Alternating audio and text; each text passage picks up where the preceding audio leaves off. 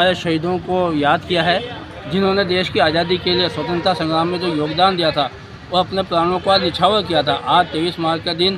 भारत के लिए बड़ा गर्व करने का दिन है, क्योंकि हमारे शहीदों को आज फांसी की सज़ा दी गई थी और पूरे भारतीयों को गर्व है कि ऐसे देशभक्त हमारे इस देश में हुए हैं जिन्होंने हंसते हंसते अपने प्राणों को निछावर कर दिया है। और आज़ादी की लड़ाई में जो योगदान भगत सिंह जी का, शहीद भगत सिंह जी का, शहीद राजगुरु जी का, शहीद सुखदेव जी का रहा है, उनके जीवन से हमें प्रेरणा लेनी चाहिए और हमें देशभक्ति की भावना जागृत करने के लिए उनके जीवन को पढ़ना चाहिए। किस तरह से उन्होंने जीवन में अपने कार्य करके देश की आज़ादी के लिए सब कुछ निछावर कर दिया और एक अल्प आयु में ही वो देश के लिए शहीद हो गए। ऐसे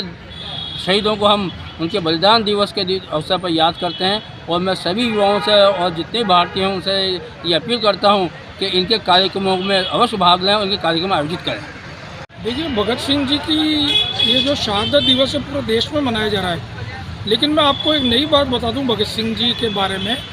कि भगत सिंह जी की जब शहादत हुई तो उसका सबसे बड़ा जो प्रोग्राम हुआ था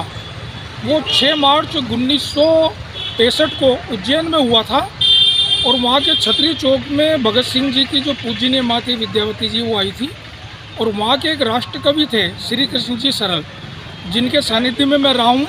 उन्होंने एक खंड काव्य लिखा था, भगत सिंह खंड काव्य, उसका लोकार्पण करने वो वहाँ आई थी। और उसके बाद में 23 मार्च 1981 को